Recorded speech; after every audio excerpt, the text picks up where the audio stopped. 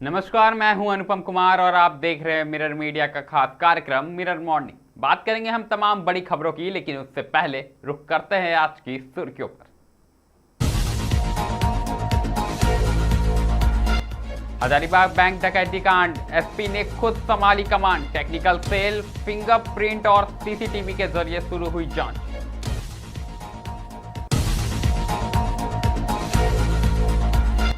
मौसम का अलर्ट, भीषण गर्मी के बीच झारखंड में बदलेगा मौसम। आंधी, बारिश और ओलावृष्टि की चेतावनी।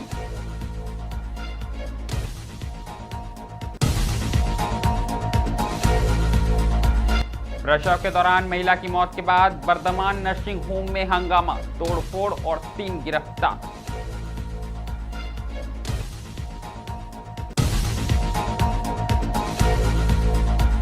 देवघर के पालाजोरी की जूही खातून ने किया कमाल। मैट्रिक में 97% अंक हासिल कर बढ़ाया क्षेत्र का मान।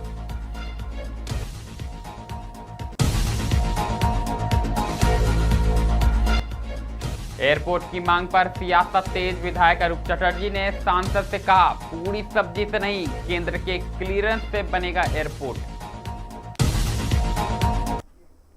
अब खबरें विस्तार से। सबसे पहले बात हम हजारीबाग की करेंगे, जहां बरही स्थित बैंक ऑफ महाराष्ट्र में हुई बड़ी डकैती के मामले में पुलिस ने जांच तेज कर दी है। दरअसल एसपी अमन कुमार खुद घटनास्थल पर पहुंचे और पूरी स्थिति का जायजा लेते हुए जांच प्रक्रिया को गति दी है। एसपी ने बताया कि मामले की गहराई से पड़ताल के लिए टेक्निकल सेल की मदद ली जा रही है। साथ ही घटनास्थल से फिंगरप्रिंट्स और अन्य अहम साक्ष्य जुटाए जा रहे हैं। आसपास लगे सीसीटीवी कैमरे की फुटेज भी खंगाली जा रही है ताकि अपराधियों की पहचान हो सके। प्रारंभिक जानकारी के अनुसार अपराधियों ने करीब 3 किलो सोना, जिसकी कीमत लगभग 5 करोड़ रुपए बताई जा रही है, लूट लिया है। इसके अलावा करीब 4 लाख रुपए नकद भी लेकर फरार हो गए। पुलिस पूरे क्षेत्र में सघन तलाशी अभियान चला रही है। एसपी अमन कुमार ने भरोसा दिलाया कि मामले में शामिल अपराधियों को जल्द गिरफ्तार कर लिया जाएगा। साथ ही यह भी जांच की जा रही है कि वारदात किसी संगठित गिरोह ने अंजाम दिया है या इसमें किसी और समूह की भूमिका है। पहले आप सुनिए पुलिस का क्या कुछ कहना है। बरही थाना क्षेत्र में लगभग 3:15 बजे के आसपास 4 अपराध कर्मियों के द्वारा बैंक ऑफ महाराष्ट्र जो है उसमें लूट की घटना घटित की गई है, जिसमें कि लगभग 4 लाख रुपए कैश और 3 किलो सोना जो है वो उनके द्वारा ले जाया गया है। और जो भी टीम्स है यहाँ पे, फिंगरप्रिंट की टीम है, एफएसएल से टीम है और टेक्निकल सेल की टीम है और सभी जो भी पदाधिकारी हैं यहाँ मौजूद हैं। और कुछ टीम्स जो हैं वो कुछ लीड पर काम कर रही है और हम लोग लगातार अभी छापेमारी वगैरह कर रहे हैं। और ये जो घटना है इसका उद्भेदन हम लोग जल्द करेंगे। 4 लोग थे जो कि 2 बाइक में आए थे, इसकी अभी तक जानकारी मिली। लोग हथियार बंद थे क्या थे सर? ये हथियार तो दिख रहा है जहाँ तक लोग बता रहे हैं, लेकिन एक बार हम लोग और भी चेक करेंगे कितने लोगों के पास हथियार था और कैमरा वगैरह जो है वो लोग भी चेक कर रहे हैं और बयान लोगों का लगातार भी ले रहे हैं। पता लग रहा है कि मोबाइल भी लेकर के गए हैं, कर्मी लोग सब बैन करके गए। एक बार हम लोग डिटेल ले रहे हैं और इस संबंध में आपको ब्रीफ हम करेंगे। कुछ लोगों के साथ हुई है, कोई मेजर इंजरी तो हमको नहीं बताया गया है अभी, लेकिन कुछ कर्मियों के साथ मारपीट उस दौरान, लूट के दौरान की गई होगी। तो जो भी बयान में आएगा उसके अनुसार हम लोग उनका बयान दर्ज करेंगे। एक तरीके से चैलेंज किया जा रहा है सर। ठीक है, अपराध कर्मी अपराध कर रहे हैं, हम लोग डिटेक्शन करेंगे और जो भी इसमें कार्रवाई करता है वो हम लोग कर रहे हैं। नाकाबंदी वगैरह तो नाकाबंदी कर ली गई है और बगल के स्टेट्स को भी इन्फॉर्म कर दिया गया है। गया डिस्ट्रिक्ट से भी लगातार बात हो रही है और उन लोग भी लगातार इसमें हम लोग को सहयोग कर रहे हैं। जी बिल्कुल, आप एसपी को सुन पा रहे थे। किस कदर जांच की जो प्रक्रिया है वो तेज कर दी गई है, लेकिन अधिक जानकारी के साथ हमारे सहयोगी हजारीबाग से रुपेश जुड़ चुके हैं। रुपेश, बताया कितना बड़ा मामला है और अब तक क्या कुछ कार्रवाई की गई है?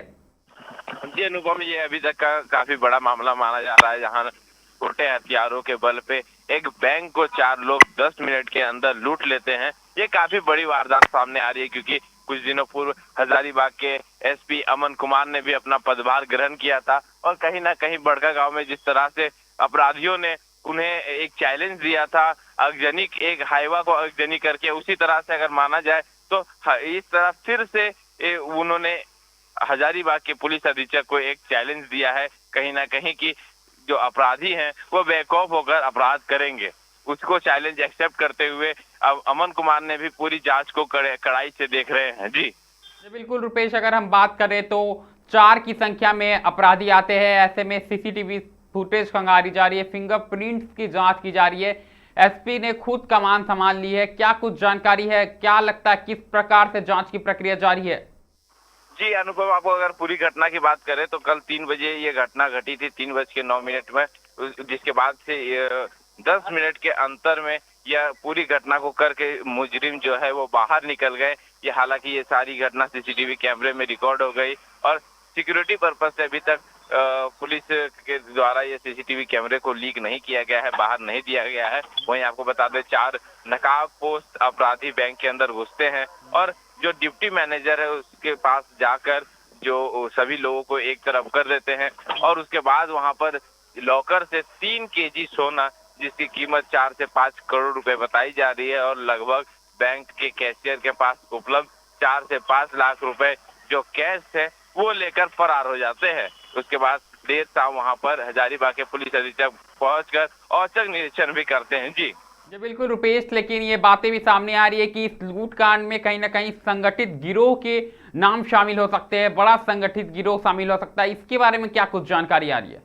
जी अभी तक तो ऐसी कोई बातें सामने नहीं आई है, लेकिन हो सकता है इसमें कोई संगठित बड़े गिरोह भी हो सकते हैं, नहीं तो जो छोटे चोरों का भी होना आशंका है, क्योंकि उनके पास से जो छोटे छोटे हथियार बरामद हुए हैं वो ये साबित करते हैं कि अपराधी काफी बेखौफ होकर वहां पर पहुंचे थे। अगर आपको हम बता दें तो वह जो बैंक स्थित है वो NH में स्थित है, हाईवे में स्थित है, जो रोड बरही से हजारीबाग की ओर जाती है। उस हाईवे में यह बैंक संचालित हो रहा था। बैंक ऑफ महाराष्ट्र बैंक का नाम था और वहां से जब चोर बेखौफ होकर इतने बड़ी लूट को अंजाम देते हैं, वो भी दिन दहाड़े 3 बजे के अंतराल और 10 मिनट में ये बैंक जैसे लूट के निकल जाते हैं, वो काफी बड़ी वारदात मानी जा रही है। जी रुपेश, आपसे सवाल रहेगा, चूंकि जो जेवर रहते हैं, सोना रहता है, उसे लॉकर में रखा जाता है, ऐसे में 10 मिनट के अंदर ऐसा क्या करते हैं अपराधी जो कि सोने को कहीं ना कहीं निकाल लेते हैं? क्या कुछ हथियार लेके पहुंचे थे, क्या कुछ जानकारी है?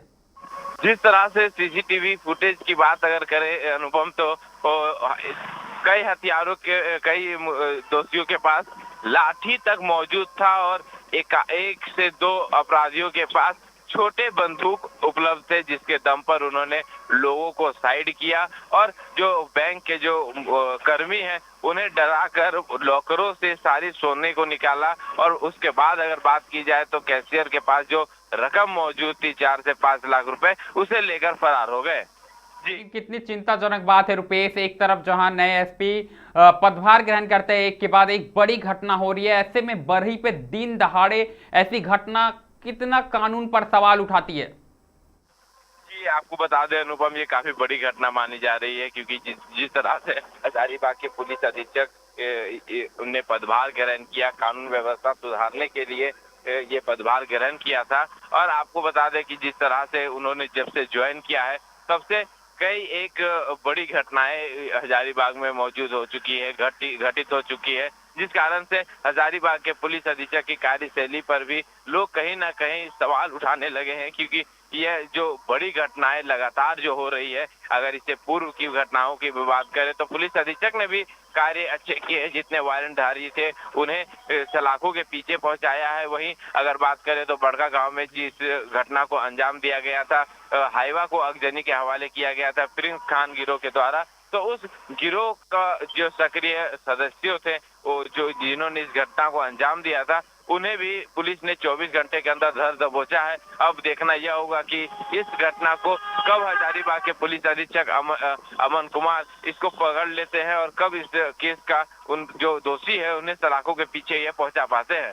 जी रुपेश, जानकारी के लिए बहुत बहुत धन्यवाद। तो साफ तौर पर आप हमारे सहयोगी रुपेश को सुन पा रहे थे, किस कदर दिन दहाड़े बैंक डकैती की घटना को अंजाम दी जाती है और 3 किलो सोना लेकर अपराधी फरार हो जाते हैं। फिलहाल जो पुलिस अधीक्षक है उन्होंने कमान संभाल ली है और एक एक तकनीक की बेहतर तरीके से जांच की जा रही है। अब देखने वाली बात होगी कि मामले में क्या कुछ बड़े खुलासे होते हैं और इन अपराधियों को पुलिस कब तक शिकंजे में ले पाती है। लेकिन कहीं ना कहीं इस घटना के बाद हजारीबाग की कानून व्यवस्था पर बड़े सवाल भी खड़े होने लगे। ये तो बात रही हजारीबाग की, लेकिन अब हम बात करेंगे मौसम की। आपको बता दें कि झारखंड में इन दिनों पड़ रही भीषण गर्मी के बीच राहत भरी खबर सामने आई है। जी हां, मौसम विभाग ने राज्य के कई जिलों में आंधी, बारिश और ओलावृष्टि को लेकर अलर्ट जारी किया है। आज से मौसम में बदलाव की संभावना जताई गई है, जिससे तापमान में गिरावट आ सकती है। मौसम वैज्ञानिकों के अनुसार तेज हवाओं के साथ बारिश और कुछ इलाकों में ओलावृष्टि हो सकती है। इसके साथ ही वज्रपात यानी आकाशीय बिजली को लेकर भी चेतावनी जारी की गई है। खासकर खुले मैदान, पेड़ों के नीचे और ऊंचे स्थानों पर जाने से बचने की सलाह दी गई है। प्रशासन ने लोगों से सतर्क रहने, खराब मौसम के दौरान सुरक्षित स्थानों पर रहने की अपील की है। किसानों को भी फसलों और मवेशियों की सुरक्षा को लेकर विशेष सावधानी बरतने को कहा गया। मौसम विभाग का कहना है कि अगले 24 से 48 घंटों के दौरान राज्य के कई हिस्सों में इस बदलाव का असर देखने को मिलेगा, जिससे गर्मी से राहत मिल सकती है, लेकिन तेज आंधी और वज्रपात से नुकसान की आशंका भी बनी हुई है। रुख अब पश्चिम बंगाल का करेंगे। आपको बता दें कि पश्चिम बंगाल के ईस्ट बर्धमान के नवाबहट इलाके में एक निजी नर्सिंग होम में प्रसव के दौरान 23 वर्षीय महिला की मौत के बाद जमकर बवाल हो गया। दरअसल गुस्साए परिजनों और स्थानीय लोगों ने नर्सिंग होम में तोड़फोड़ कर दी, जिससे इलाके में तनाव फैल गया। स्थिति को नियंत्रित करने के लिए भारी संख्या में पुलिस बल तैनात किया गया। पुलिस ने त्वरित कार्रवाई करते हुए नर्सिंग होम के मालिक समेत 3 कर्मचारियों को गिरफ्तार कर लिया और मामले की जांच शुरू कर दी। जानकारी के मुताबिक मंगलकोट निवासी रिजिया खातून को प्रसव पीड़ा होने पर परिजनों ने नर्सिंग होम में भर्ती कराया था। परिवार का आरोप है कि भर्ती के समय महिला की हालत सामान्य थी, लेकिन ऑपरेशन थिएटर में ले जाने के कुछ ही देर बाद उसकी तबीयत अचानक बिगड़ गई। मृतका की मां ने आरोप लगाया कि ऑपरेशन के दौरान उनकी बेटी दर्द से चीखती रही, लेकिन नर्सिंग होम प्रशासन ने कोई स्पष्ट जानकारी नहीं दी। बार बार पूछने पर भी सिर्फ यही कहा कि प्रेशर बढ़ गया है, सब ठीक हो जाएगा। परिजनों का कहना है कि लापरवाही, सही जानकारी ना देने के कारण उनकी बेटी की मौत हो गई है।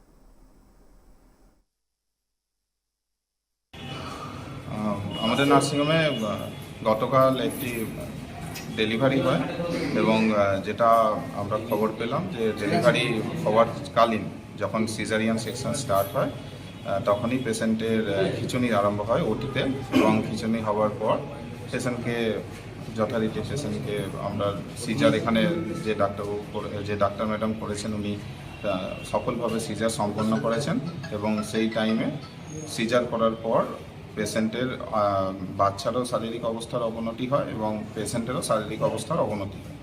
তো এই সময় আমরা পেশেন্টের বাচ্চাকে পেশেন্ট পার্টির সমেত এবং আমাদের স্টাফ সমেত বাচ্চাকে বর্ধমান মেডিকেল কলেজের এসএনসিও ওয়ার্ডে ট্রান্সফার করি এবং সবাই মিলে তাকে পেশেন্টের বাচ্চাকে ওখানে ভর্তি করা হয়, এবং তারপর পেশেন্টকে আমরা আইসিইউতে ট্রান্সফার করি এবং আইসিইউতে পেশেন্ট ভেন্টিলেশনে যায় এবং পেশেন্টের শারীরিক অবস্থার আরও অবনতি ঘটতে থাকে।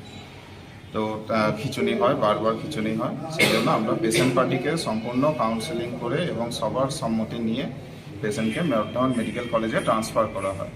আমার মেয়ে মা করছে, ওটিতে ঢুকিয়েছে, ওটি থেকে মা করে চাকাইছে, একদিকে চড়াইছে একদিকে কাটছে। এত জিজ্ঞেস করছি যে কি হলো আমাদের পেশেন্ট, বলো গো, কিছু মতেই বলছে না।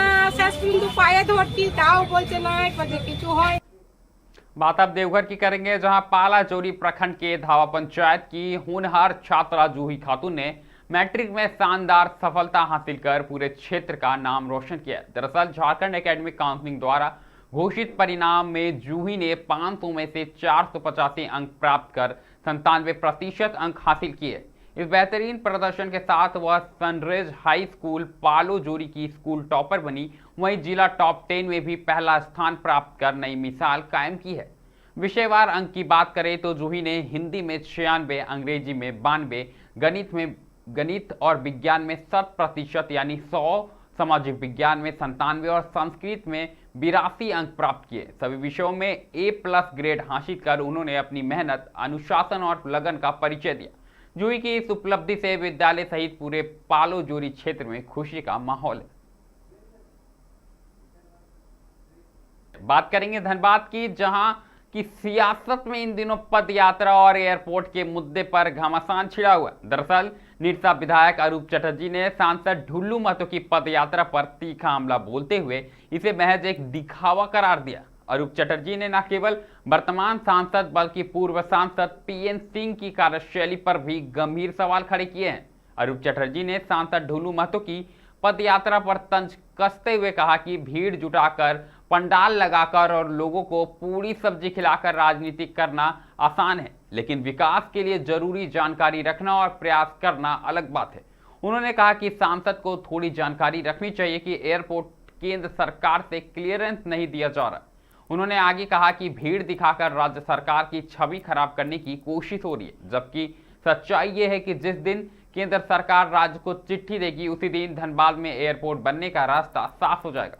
वहीं राज्य सरकार द्वारा जमीन नहीं दिए जाने की बात पर उन्होंने कहा कि राज्य में 17 साल तक बीजेपी की सरकार रही, पीएन सिंह खुद मंत्री रहे, फिर उस दौरान जमीन क्यों नहीं चिन्हित की गई। उन्होंने स्पष्ट किया कि केंद्र सरकार की ओर से कोई ठोस प्रस्ताव या क्लियरेंस नहीं आ रही है और इसका दोष राज्य सरकार पर डालना राजनीतिक से प्रेरित है। प्रदर्शन एवं धरना किया गया, जिसमें मुख्य रूप से कार्यक्रम तो लोगों को दिखाने के लिए ये किया गया जो वो एयरपोर्ट के लिए चिंतित है, लेकिन माननीय पूर्व सांसद पीएन सिंह जी को भी वो 2 वर्ष बाद उनकी याद पड़ी, उनको सामने ले आए, खूब नारा लगाए। तो ये भी लोगों के लिए एक चर्चा की विषय है जो सडनली मेयर इलेक्शन में भाजपा 4था नंबर पर जब पहुंच गई पूरी ताकत लगाने के बाद, तो आज हम पूर्व सांसद पीएन सिंह जी की याद किस लिए आई, तो ये एक चर्चा के विषय है। कहीं भी धनबाद को कोई मेजर प्रोजेक्ट केंद्र सरकार के द्वारा नहीं मिली, जो भी मिली, जो आज ये लोग गिना रहे, जो यहाँ पर आपका सिम्फर है, बीसीसीएल है, डीवीसी है, एफसीआई है, ये तमाम चीज़ें जो हैं ये नेहरू जी के समय के हैं, कांग्रेस के हैं। भाजपा की इतने वर्षों की सरकार में हम लोगों को कुछ भी नहीं। अगली खबर भी धनबाद से है। आपको बता दें कि क्रिकेट प्रेमियों को आईपीएल फैन पार्क के रोमांच का लुत्फ उठाने का मौका मिलेगा। जी हां, धनबाद क्रिकेट संघ को एक बार फिर से आईपीएल फैन पार्क की मेजबानी सौंपी गई है। धनबाद में 25 और 26 अप्रैल को आईपीएल फैन पार्क का आयोजन गोल्फ ग्राउंड में किया जाएगा। पिछले साल भी इसका आयोजन गोल्फ ग्राउंड में किया गया था। एक बार फिर से आईपीएल के स्टेडियम जैसा माहौल धनबाद के गोल्फ ग्राउंड में होगा। आयोजकों ने बताया कि वास्तविक स्टेडियम की तरह ही फैन पार्क में क्रिकेट का लुत्फ दर्शक उठा सकेंगे। 2 दिन में 4 मैच प्रस्तावित हैं। ऐसे में प्रवेश पूरी तरह निःशुल्क होगा। 32 बॉय 8 इंच के विशाल स्क्रीन पर प्रदर्शित हर रोमांचकारी पल के साथ खेल का लाभ प्रसारण किया जाएगा। बता दें कि देश में 50 शहरों में फैन पार्क का आयोजन हो रहा है। फैंस के लिए म्यूजिक, फूड स्टॉल, गेम्स समेत तमाम चीज़ों की व्यवस्था की गई है। कुल मिलाकर अगर बात करें तो आईपीएल में मस्ती भरी शाम होने वाली है और साफ तौर पर धनबाद के युवाओं और क्रिकेट प्रेमियों के लिए एक बेहतरीन अवसर है।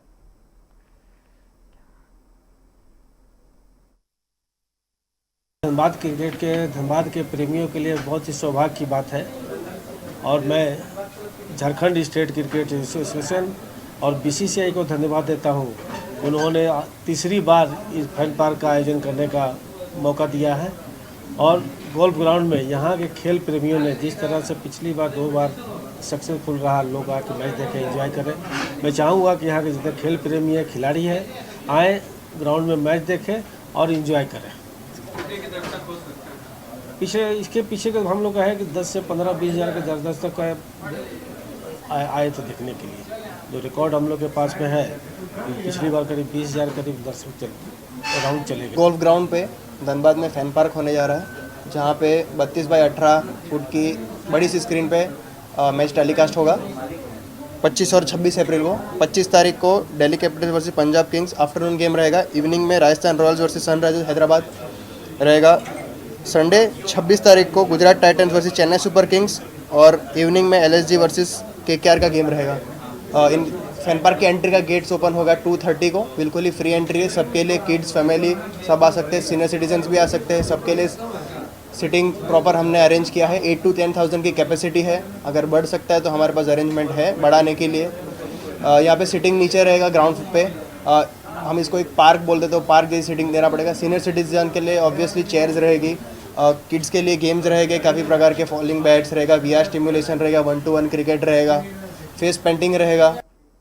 धनबाद के टुंडी थाना क्षेत्र अंतर्गत कमाटी में CSP संचालक से हुई लूटकांड का पुलिस ने सफलतापूर्वक उद्भेदन कर लिया। आपको बता दें कि मामले में पुलिस ने एक आरोपी को गिरफ्तार किया, जबकि 2 आरोपियों की गिरफ्तारी के लिए छापेमारी जारी है। घटना 13 अप्रैल की है, जब 3 अज्ञात अपराधी सफेद गमछे से अपना चेहरा ढककर CSP संचालक सुनील मुर्मू की दुकान में घुस आए। अपराधियों ने पिस्टल का भय दिखाकर हजारों रुपए लूट लिए और मौके से फरार हो गए। घटना के बाद इलाके में दहशत का माहौल बन गया। मामले को गंभीरता से लेते हुए टुंडी थाना की पुलिस ने त्वरित कार्रवाई शुरू की। वरीय पुलिस उपाधीक्षक के नेतृत्व में विशेष टीम गठित कर घटनास्थल एवं आसपास के दुकानों में लगे CCTV कैमरे की जांच की गई। जांच के दौरान मिले फुटेज के आधार पर गोविंदपुर थाना क्षेत्र के सुंदर पहाड़ी निवासी डिग्गू गोप को हिरासत में लेकर पूछताछ की गई। गहन पूछताछ में आरोपी ने अपना अपराध स्वीकार कर लिया और अपने 2 अन्य साथियों के नामों का भी खुलासा किया। फिलहाल पुलिस फरार अन्य आरोपियों की गिरफ्तारी के लिए लगातार छापेमारी कर रही है। अप्रैल को दोपहर में लगभग 2:30-3 बजे कमाडी में एक CSP में लूट की घटना हुई थी, जिसमें 3 अपराध कर्मियों ने आकर CSP संचालक से, जैसा कि CSP संचालक ने बताया, उसको पिस्टल दिखाकर लगभग उससे 78,000 रुपये लूट लिए थे। उसके बाद इस संबंध में टुंडी थाना में कांड दर्ज किया गया था और एक टीम का बना था, जिसमें टुंडी थाना प्रभारी और वहाँ के अन्य पदाधिकारी कर्मी शामिल थे। तो हम लोगों ने घटना को उद्भेदन करते हुए अपराधी को गिरफ्तार किया है। अपराधी का नाम डिग्गू गोप है, जो टुंडी थाना अंतर्गत सुंदर पहाड़ी का ही रहने वाला है। इसकी घटना में संलिप्तता की पुष्टि बात अब रामगढ़ जिले की करेंगे, जहां रजरप्पा से ज्वेलरी लूट कांड मामले में पुलिस को बड़ी कामयाबी मिली है। जी हां, 72 घंटों के अंदर पुलिस ने मामले का उद्भेदन करते हुए 7 आरोपियों को गिरफ्तार कर लिया और लूटे गए जेवरात को भी भारी मात्रा में बरामद किया। आपको बता दें कि पुलिस अधीक्षक मुकेश कुमार लूनियात ने प्रेस वार्ता कर पूरे मामले की जानकारी दी। उन्होंने बताया कि 21 अप्रैल को चित्तरपुर रजरप्पा मोड़ स्थित शिव शंकर ज्वेलर्स में अपराधियों द्वारा डकैती की घटना को अंजाम दिया गया था। इस संबंध में वादी विष्णु प्रसाद के बयान के आधार पर रजरप्पा थाना में दर्ज किया गया, जिसके बाद घटना की गंभीरता को देखते हुए पुलिस अधीक्षक के निर्देश पर पुलिस उपाधीक्षक सह अनुमंडल पुलिस पदाधिकारी रामगढ़ चंदन वश्व के नेतृत्व में विशेष जांच टीम यानी SIT का गठन किया गया और यह कार्रवाई की गई।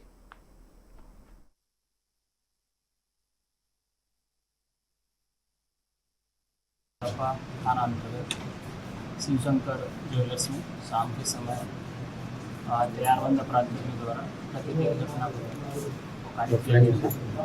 इस संदर्भ में सुसंगत धाराओं में रजरप्पा थाना कांड संख्या 4826 दर्ज किया गया।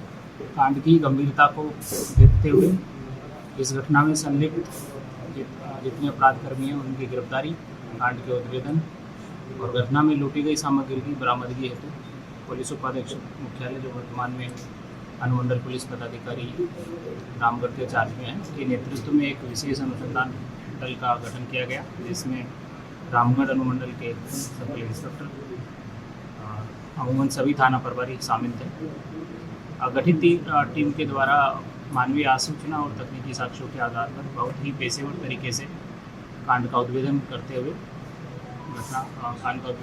इसमें संलिप्त कुल 7 अपराध कर्मियों की गिरफ्तारी की गई है। साथ ही लूटी गई सामग्री को भी बरामद किया गया है। और बरामदगी की अगर हम लोग बात करें तो अब तक इस कांड में कुल 3 दोपहिया वाहन, जिनमें 2 मोटरसाइकिल जो घटना में प्रयुक्त हुई हैं, 1 स्कूटी, 1 अर्टिगा कार, 1 हथियार, 3 जिंदा। मिरर मॉर्निंग में अभी के लिए फिलहाल इतना ही। ऐसे तमाम बड़ी खबरों से लगातार हम आपको अवगत कराते रहेंगे। कहीं मत जाइएगा, बने रहें मिरर मीडिया के साथ।